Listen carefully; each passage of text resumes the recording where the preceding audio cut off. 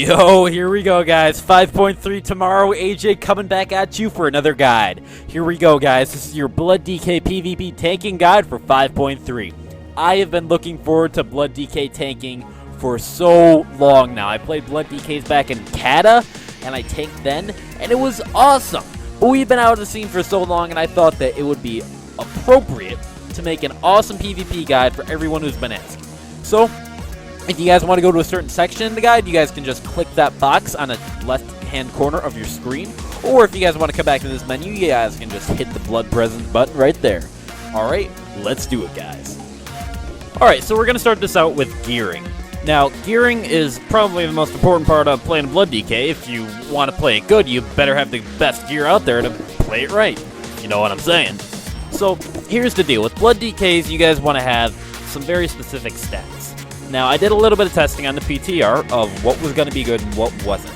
And it was between stamina, resil, and PvP power. Now, they were all good, but what came out on top, surprisingly enough, after they nerfed PvP resilience and PvP power, it was determined that, as a Blood DK, we should gem stamina, because that's actually going to give us the highest survivability boost over the resilience and PvP power gems. Because if you think about it, they're really not going to provide you with that much over what you might have had before. So your rotation is pretty much from what I have seen myself playing on the PTR and for what I have had from my experiences. It's going to be a 3% hit cap. You guys want to have that because you want to make sure that you guys are hitting with your heart strikes, etc., etc. You guys want to have your stamina, then resil, and then that's kind of equal to mastery, I guess you could say. And then you do want to try and make an expertise cap, but it's not the most important thing in the world. I mean, it's important to have some kind of expertise cap, but if you're like under it a little bit, I wouldn't really worry about it because your death strike is immune to parries, so it's not a huge deal if you don't have that expertise cap, but I mean, it's always nice to have. Another thing about gearing, guys, is that you want to dual wield. This is something that a lot of people haven't really thought about, but it's actually something that is really, really important for Blood DKs and PvP. Now, here's the deal. As a tank, we don't care about your damage. Nobody cares about a tank's damage. Any group cares about a tank's damage, and they are absolutely ridiculous and shouldn't be doing PvP. Tanks aren't meant to do damage. Tanks are meant to survive and sit bases. That's the role of the tank. Now, what does dual wielding do? Well, dual wielding, gives you more survivability. Look at it. Rune Sword Breaking, 50% disarm reduction. And Rune Spell Breaking, 50% silence reduction. You put those two runes on both of your one-handed weapons, you equip them, and boom! 50% disarm reduction, 50% silence reduction, just like that. I mean, you stack that up with the Orcs ratio, which I went Orc, by the way, guys. My new name is Desecration. I'm over on Tychondrius right now. But that's besides the point. You couple that with the Orcs ratio, and you guys gem that Meta Gem. By the way, you guys want to gem this Meta Gem. It's going to be the Stamina and Stun Reduction Meta Gem. That's going to give you 25% Stun Reduction, 50% Disarm Reduction, and 50% Silence Reduction. And the thing about it, Blood DKs weren't so good this patch because they could get caught in a silence like a Solar Beam, and they would really be in trouble. But that's really not going to be an issue next patch because Boomies, unfortunately, with that nerf to Solar Beam, they still do great damage, don't get me wrong. But I don't know if they're going to be taking that much. And regardless, Blood DKs are going to be able to get out of that beam more easily. Alright, moving on. Alright guys, let's talk talents. So, once again, as you guys heard me say before, Blood DKs are a tank, not a DPS. We gotta stop thinking like DPS. And this is one of the most obvious talent choices for tanks to take, but nobody takes it as a Blood DK, and it kills me. But, here's the thing. Think survivability, guys. Which talent is going to give you the most survivability in the first tier? Well, it's Plague Leech. You might not think about it, but think about it like this. You Outbreak, you Plague Leech. Boom. Free Ruin. You know what that's going to do for you? That's going to make your, give you another Heart Strike if you're trying to spin a flag. That's going to give you another Blood Boil. That's going to give you possibly another Death Strike as well. That talent is huge for Blood DKs and PvP. You guys got to take that. Next up, Lichborn. Now, I was between Lichborn and Anti-Magic Zone for a while, but the thing about Lichborn is that it is a fantastic talent because it not only takes you out of fears, but it also heals you on top of that, which is absolutely amazing. So you guys want to take that. The anti-magic zone, I mean, it's dependent. Never take purgatory, guys. You want to live. You don't want to die. By taking purgatory, that means basically kill me. Take Lichborn. Now, conversion. This is the next step, guys. Conversion is amazing. And you guys show that double conversion macro? You guys remember that? That is the most amazing macro for Blood DKs. You guys got to take that. That double conversion macro is going to heal you guys for a death strike every second. It is amazing. 6% of your health per second. After battle fatigue, it's going to go down to about 3%. But think about it, damage scales down with that. So it's going to be alright in the end. Conversion, you guys take the double conversion macro. If you guys don't know what that is, that'll be later in the video, or you guys can check out the other video on my channel. Death's Advance, that's a pretty obvious one for the mobility increase. Runic Corruption. Now here's the deal with Runic Corruption. You're not going to be Rune Striking a lot. When I Rune Strike, I like to think of it like playing the lottery. Now, you're going to have about a 50% chance when you Rune Strike that you're going to get something out of it. So it's a risk. And it's got to be an estimated risk. It means, by an estimated risk, I mean, are you taking a lot of damage that you want to sacrifice that conversion heal from that runic power to get possibly more runic power? It's a risk. So the third tier of talents I don't necessarily like, my god, second to last tier talents, there we go, I don't necessarily like too much because you're not going to be using them very much. But Runic Corruption is probably going to be your best bet if you ever do choose to Rune Strike. And finally, pretty obvious here, guys, Desecrated Ground. You're obviously going to want to take this one because it's going to get you out of stuns. Now, let's move on. Glyphs. On a flag-carrying map, you guys are going to want to take... Well, before that, let's start out with the ones that are baseline. Vampiric Blood and Death Decay. These glyphs are mandatory. Vampiric Blood, 40% healing increase. How can you go wrong there? You guys get the Might of Ursak from the Druid, so there's no reason why you need 2 Might of Ursaks. Just take the 40% healing increase that's on a 1-minute cooldown. It's freaking amazing. Alright, then Death Decay. You guys need to peel yourself as a Blood DK. You guys have low mobility, so what do you do if you have low mobility? Give everyone else around you low mobility. Throw down that D&D. That's going to save your life. It's going to save your butt. I take D&D in all specs that I play, but I don't know. It's the best in Blood, in my opinion. So, flag carrying map. You guys want to take Shifting Presence. Here's why. You're going to be switching in between Unholy and Blood a lot. So, it's a really good glyph. If you're having trouble surviving, probably AMS, but, I mean, honestly, you shouldn't. Shifting Presence, you're going to want to run an Unholy when you're running a flag, so Shifting Presence for a flag carrying map. Node map, AMS. This is a pretty obvious one. You're not carrying a flag. You're not going to be an Unholy Presence on a node map. So take AMS because it's going to give you that extra boost to your survivability. Alright, let's move on. Alright guys, let's take a look at some macros here. So, we got first and most importantly, we got the double conversion macro here. The /cast exclamation point. I know that some people were a little mad that I said expression mark before, but it's exclamation point conversion. That macro right there that's going to give you double conversion. Going to trigger the GCD, of course, but it's going to give you your double conversion, which is really important for Blood.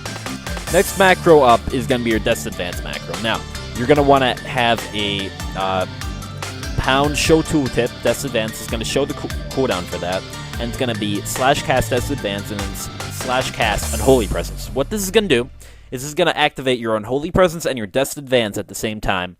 Make sure, though, when you use this, that you change back to Blood Presence, but your Death's Advance does stack with your Unholy Presence, so you want to use them together, because it's going to give you a pretty remarkable speed boost. I'm not going to lie. Last up for your macros is going to be your Emergency Heal macro. This is going to be something that you're going to pop when you're taking a heck of a lot of damage. And this is going to give you a quick kind of bursty heal that's going to get you up quick. Now it's going to be /cast Vampiric Blood, so we started out with that. That's going to give you your immediate 40% healing increase. Then it's going to pop your Malevolent Gladiator's Emblem of Tenacity, which is basically your Battlemaster Trinket. That's going to give you the extra health, which is very, very important. Remember that, guys. Then it's going to cast Rune Tap and then cast Healthstone. So that's going to give you a pretty decent chunk of your health back just by hitting that, because all that Rune Tap and that Healthstone, those are enhanced by your Vampiric Blood. Remember, guys, use them together. Very important. Alright, let's move on. Alright, let's talk rotation. So, one of the most important parts of a Blood DK is your rotation. Doing your rotation in PvP correctly is going to be very, very important, because there is ruin management that goes in the Blood. So if you guys do it right, you should be successful a high amount of the time. So let's start out. You're going to start out with 2 Death Strikes, which are going to cost a Frost and Unholy Ruin. And remember, cool thing about Death Strike, gives you back Death Ruins. Very, very important. So you're going to Death Strike times 2, and then you're going to Heart Strike or Blood Boil times 2. That's going to use up all your runes just like that. Then boom, Outbreak Plague Leech, Ruin is back, just like that. Then from there, you're going to want a Death Strike. Now, if at any time you have you're capped out on your runic power, activate your conversion. You don't necessarily have to do your double conversion, but anytime that you have downtime, or anytime that you're at full runic power, have that conversion up. And during downtime, you want to use your double conversion macro. That's going to convert all your runic power over. Now, important thing. Blood DKs are a symphony of cooldowns, as I like to put it. So, you guys want to Rune Tap on cooldown. It's a very, very, very important heal to you guys, and it's definitely a part of your rotation. Use that on cooldown, your Rune Tap. Lastly, you guys want to use your Chains of Ice anytime that you can. If you are if they're kiting you, boom, Chains of Ice. That's a high amount of runic power there. It's going to give you a great return, and that's going to give you enough to keep yourself sustained. So it's just Chains of Ice, boom, boom, boom, double conversion, and there you go. You're up to full again. Use the Chains of Ice, guys. Important part of your rotation. All right, let's move on. Holy moly, we have a lot of defensives here to go over. We're gonna go over them pretty quickly though. So here we go. Major, we pretty much listed them out by major, middle, and minor, and kind of how you should be using them. So as you guys see, you have a hell of a lot of defensives here. Blood DKs have probably some of the most defensives in the game. They have a lot. All right, so let's get started. IBF, boom, that's your biggest defensives. 3-minute cooldown on your IBF, 50% damage reduction. That is huge. That is huge. You can pop that with a Bone Shield. If you're below 30%, your Will of the Necropolis triggers. All that together, 95% damage reduction, guys. That is a huge cooldown. Use that. It's like a dispersion for Blood DKs. You guys can macro that in with your IBF as well. IBF, /cast IBF, /cast Bone Shield. Boom. Cast that when you're at 30%, when your Will of the Necropolis triggers, and boom, you are 95% damage reduction. They cannot kill you. It is a dispersion for a Blood DK. Ridiculous. Next up, Vamp Blood. This is your biggest cooldown here, guys. This is the coolest cooldown and the best defensive in the game. Vamp Blood, 40% healing increase. All of your abilities, basically, you can, I don't even know about math, but let's just say you're going to do it by 3/2. All of your abilities are going to heal you for so much now. The healers, when you pop that, say, healers, 40% healing increase on me. Vamp Blood, heal me up to full now. When you pop that Vamp Blood, 10 seconds, you're immune to everything. You are freaking amazing. Next up, Might of Ursak. This is your Symbiosis. This is an amazing cooldown. This Might of Ursak, this is like the Vamp Blood that's not glyph. It's going to give you 20% increased health, and you want to use the hell out of this too. Now remember, it's a 20 runic power cost, so use it when you need to. Alright, boom, Trinket, obvious. That's a major one. Only use it on 8-second CC, guys. That's a big one. If you get CC'd for 8 seconds when you're sitting a base, or you need to get out of, or on a flag carrying map, you need to get out of some kind of stun or something because you're dying, use it. But be sparing with it. Last up, Empower Ruined Weapon. This is a huge one as well. When you're going down, you can use that boom, boom, boom, Death Strike, Death Strike, Death Strike, double conversion, double conversion, double conversion, Rune Tap, whatever you got to do. That Empower Ruined Weapon, huge. All right, next up, middle. These are the kind of cooldowns. They have a kind of a low cooldown on them, and they might not be as important as the major ones, but they're still pretty damn important. All right. Let's start it out. Desecrated Ground. This is going to remove all CC effects on you for 8 seconds except for roots. When you guys are sitting at base, this is probably the biggest cooldown that you guys can have. Because when you're standing in this, you are immune to everything for 8 seconds. Damn. That is going to give you guys enough time to have somebody peel off and help you. Next up, AMS. This is a pretty big one. 45-second cooldown, absorbs magic damage. Grants you runic power, guys. That's a big one. AMS, when they pump damage into your AMS, you get runic power back. That can be used for your double conversion. When they're bursting on you, boom, AMS. Damage is gone. You get runic power. You convert that over. You heal. You laugh. They facepalm. GG. Lichborn, what's up? Here you go. This is going to get you out of fears. This is going to get you out of charm and sleep. You guys can use this when you need to. It's a very important cooldown. Use the hell out of your Lichborn, guys. It's a 2-minute cooldown on that. And lastly, Dancing Ruin Weapon. This is a big one, guys. This is going to give you 20% parry. It's a high rune power cost, though, but if you guys can use it right, use it. Lastly, let's go on to Minor. So these are the kind of cooldowns that they're pretty quick. I wouldn't worry too much about using them, and, you know, they're there because they're there. All right, Rune Tap. Boom. What is it? 10% heal, guys. You pop that with your Vamp Blood. That's increased along with your Healthstone. Use those two together, guys. Bone Shield, boom, 20% damage reduction. Use it as a defensive cooldown, guys. Remember, even though it has a low cooldown, it is a defensive cooldown. Use it like so. Battle Master Trinket. Now, that's a big one, guys. This is going to give you 50,000 more health. It's going to give you, if you're dying, boom, Battle Master Trinket. Heal up. This is going to save your butt a lot. Use the heck out of it, guys. All right, and now you guys see that we have our Ruin Strike here. It's in a little category. It's called Risky. Now, you might have heard me say before, playing Ruin Strike is like playing the lottery. It's a waste of your runic power. You're going to do no damn damage with it, and it's not going to help you at all because you're dual wielding. So what the hell is it for? Well, here's the deal. Ruin Strike. It is with that second to last tier talent there with the Runic Corruption. You guys pop a Rune Strike and that Runic Corruption triggers, that's awesome. You get basically full runic power. However, you just cost yourself some runic power to do that. So here's the deal. Playing with Rune Strike is like playing the lottery. If you screw it up, you just lost that runic power. So use it when you feel the time is appropriate. Alright? It's like playing the lottery. Alright, now let's move on to tips. Alright, final category, guys. It's the tips category. This is the one that I've been waiting for. Alright, first off, be liberal with your cooldowns. If you guys don't know what that means use them a lot. You have a lot of cooldowns. Use them. Chances are, by the time that you're all out of them, one will just be right about to come back up. Alright? Number 2, stay away from the death grip range. I have had personal experience with this, guys, as a tank. If you get gripped into that solar beam, you're dead. There's no question, ifs, ands, or buts about it. If you get gripped and you get silenced, you're dead. Unless you desecrated ground and get out of it like that, you can do that, but that's a cooldown that you just had to waste because you weren't standing back enough. You have your here's how you gotta do it.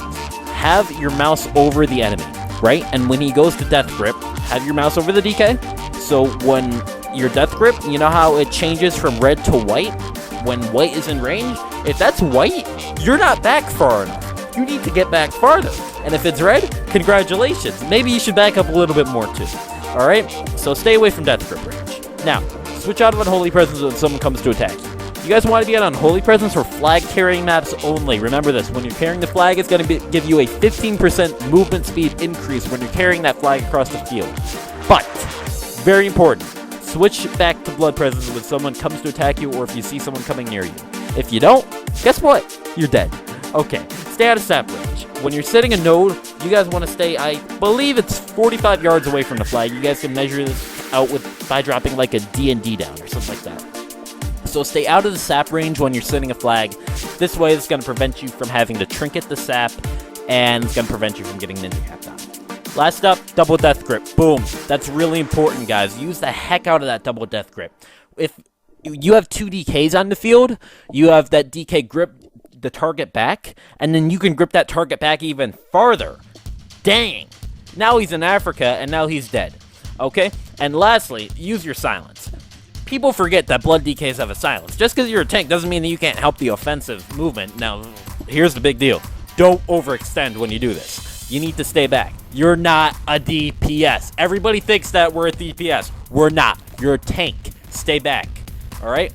But use your silence when you grip somebody back. It's important. Do it. Alright, guys. Here's the deal. Tomorrow, 5.3. Big day for blood DKs. We are coming back. I have worked almost every night of 5.2 on the forums promoting up Blood, saying that it's going to be a great spec, and I know it is. And now here's the deal. We have the best survivability in the game, but we have been demoralized down to be thought of as one of the worst specs in the game when we really aren't. Tomorrow is going to be our one and only opportunity to bring back Blood. If you guys follow the stuff in this guide, then you guys will do fantastic tomorrow. Alright? If you guys want to play Blood, make sure that you guys are doing it right. Okay? Because all it takes is one person that doesn't know what they're doing, that go in an RBG, screw everything up, and then make the class look really, really bad. Let's not do that. Alright? So tomorrow, guys, it's going to be a big day. Let's just make sure that we're all ready to go, that we use our cooldowns accordingly, and that we play Blood right, guys. This is going to be our shot to get back in the tanking scene, guys. Let's not mess it up. Let's do it. Alright? Good luck, guys. Great job watching this guide. Make sure that you guys subscribe to me for more guides on DKs and anything else. And thank you guys all for watching. I will catch you guys all in my next video. 5.3 tomorrow. I can't wait. It's going to be a great time for Blood DKs. I'm going to be taking. It's going to be so awesome. Subscribe for more, guys. Thank you all for watching. Peace.